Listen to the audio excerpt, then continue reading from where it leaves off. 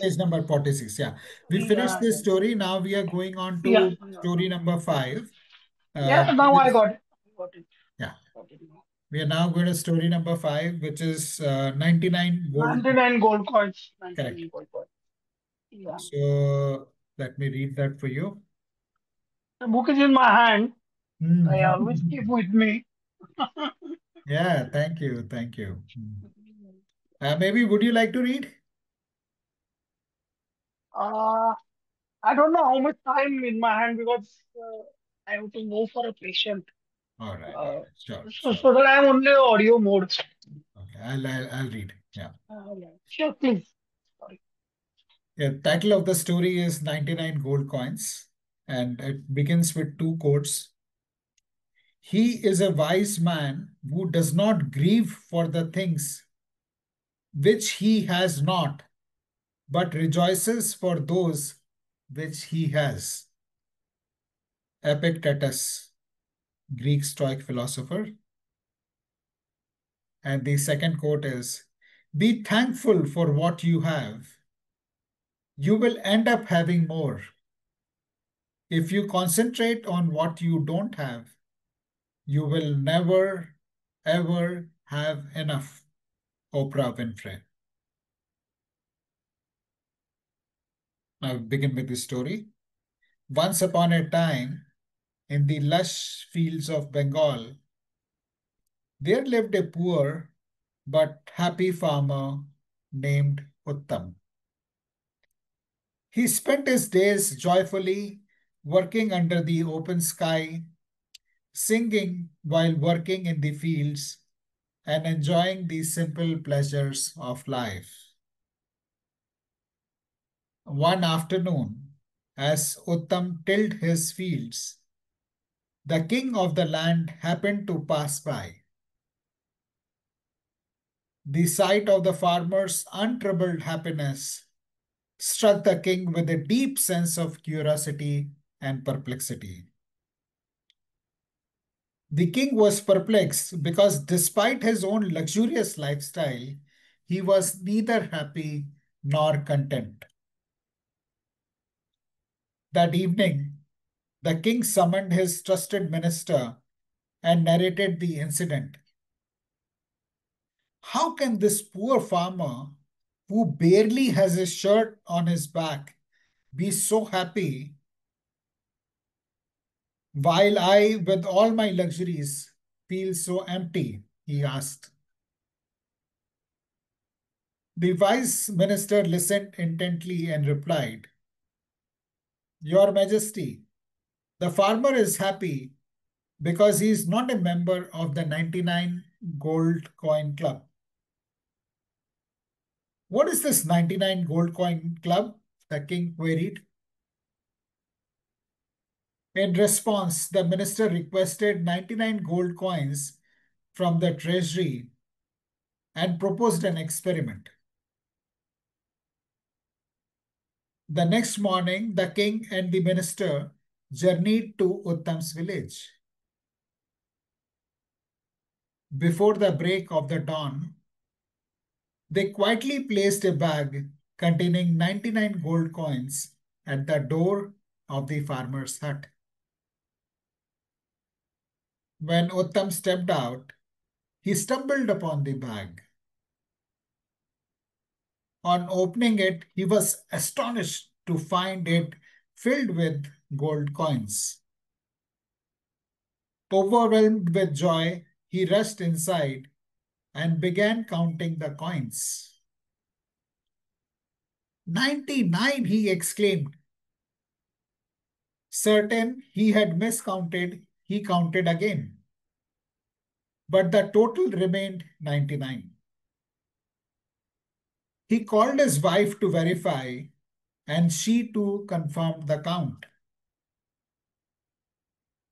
Suddenly, a shadow of frustration clouded Uttam's face. Why 99? Why not 100? He grumbled. Someone has played a cruel joke on me. Determined to make the total a perfect 100, Uttam resolved to work harder.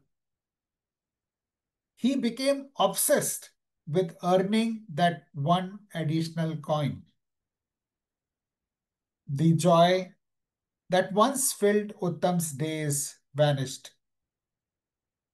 He toiled ceaselessly in the fields, driven by his newfound greed. His songs ceased, replaced by grumbling and complaints. His once cheerful demeanor turned sullen and irritable. Days passed, and one evening, Uttam returned home exhausted.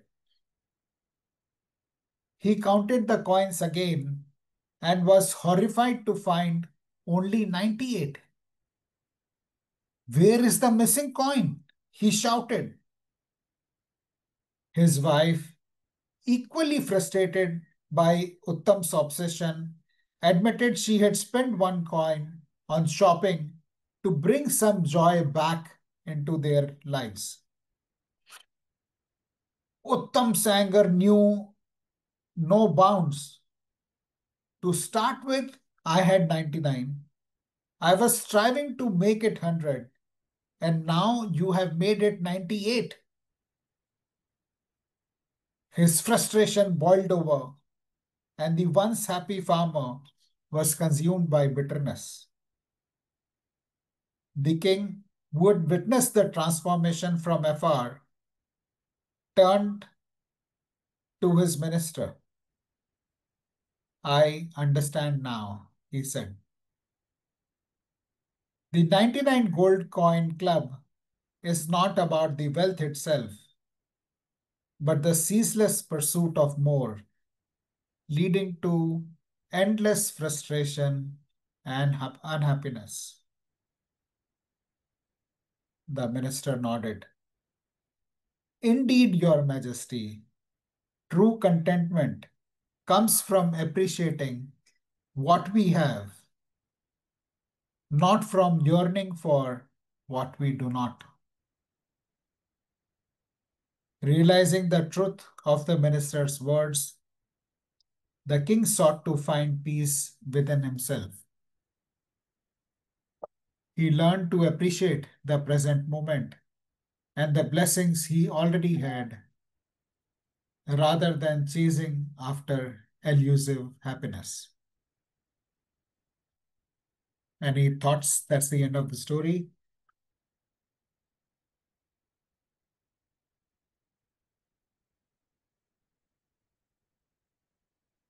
Well, now, there's a reflection which I'll share. Thoughts held in mind produce their kind. A farmer who once had nothing suddenly received 99 gold coins. Instead of experiencing joy, he became consumed with anger and greed, yearning for more. When we enter this world, we possess nothing. Yet, as children, we are often the happiest. Over time, we cease to appreciate the good in our lives, taking it for granted, and begin to complain about what is missing. Everything in the world is energy, including our thoughts.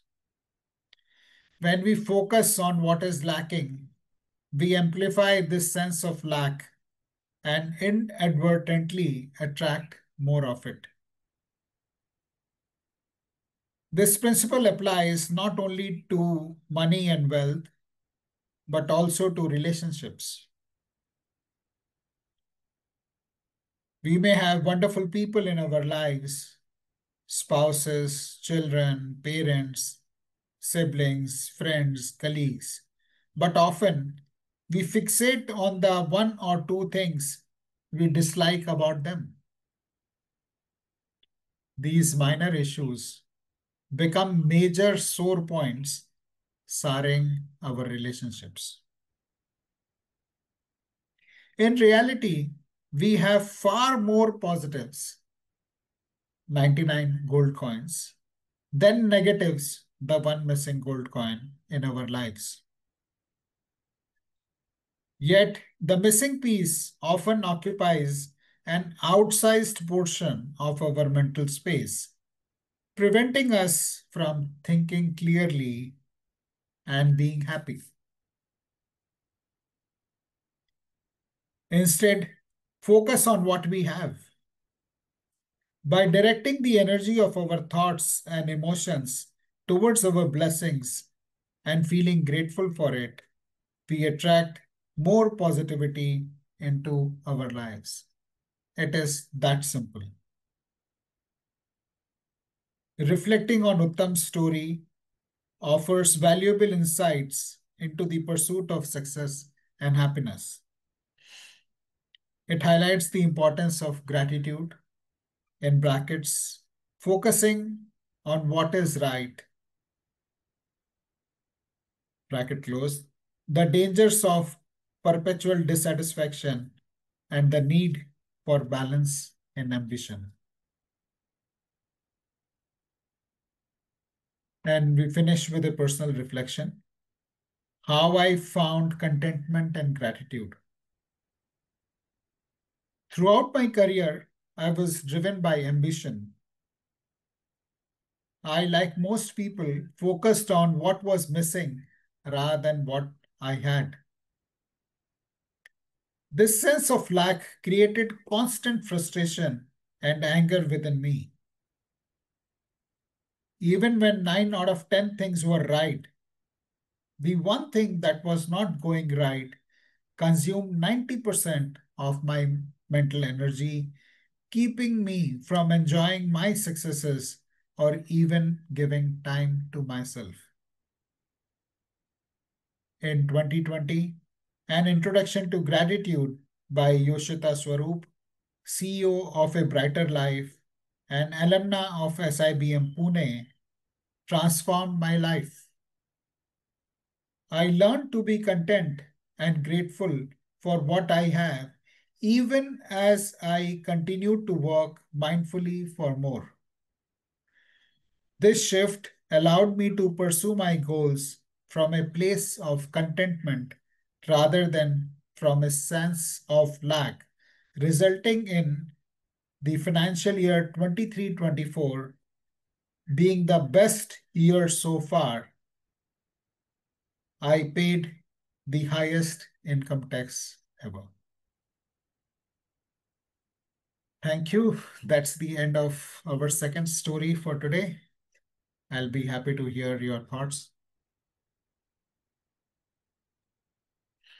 Hi, so I just like to like what you think, like how can we apply this lesson, like the story in a similar situation in our own cooperative lives?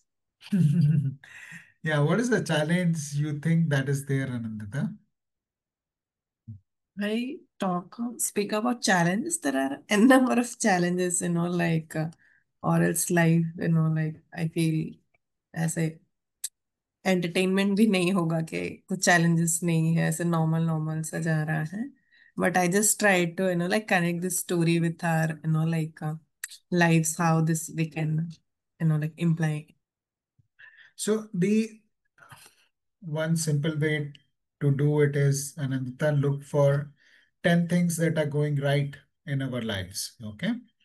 And using that to rewire our brain. It could be simple thing like electricity being available, which makes this call possible, or the technology, or the internet, or the fact that we have this community where we are interacting and discussing this, or the food that we have, or the roof over our heads. Once you start appreciating what we have in our lives over a period of time, it's like learning a skill or learning to write ABC. Initially, it may require some effort, but by practicing it constantly, we focus our mind on what is going right. When we build that muscle, we are constantly in a state of gratitude because there are so many things that are going right. We can breathe without even having to think about it. or the abundant oxygen that is available in the air. During COVID times, getting oxygen was such a difficult thing for many people. Uh, Yet when it is available freely, we don't appreciate it. There is a very nice quote from Albert Einstein who says that there are only two ways to live life: to think that everything in life is a miracle, or as if nothing is a miracle. So that depends on our view. If we look at everything as a miracle, then it indeed is. The way our heart functions constantly from the time we are born till our last breath, or the lungs, the way they support us, everything, the transportation, everything is supportive of us. But the environment is that we are constantly focused with negative. We are focused with what is going wrong.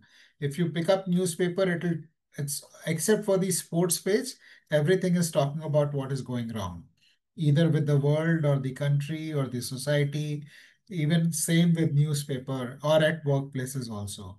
So it is very important for us to develop this muscle of being grateful, of being appreciative of what is going right. And that helps us in being more resilient. Um, that helps us develop the muscle of resilience, and we are able to better deal with the challenges that come our way. And I'll pause here to see if this resonates with you, Anandita. Yes. Shivank, anything you would like to share? I fully agree. Gratitude is something, and I mean, the finest point that you said right now is we need to practice it to make it a muscle memory. Yeah, yeah, We yeah. think that today is a festival day, today we'll show gratitude, but actually we should all be, including me myself, we should be practicing gratitude daily as a routine, we can say, so Correct. that we generate that in ourselves. It is very much required. Very true. Yeah. Thank you.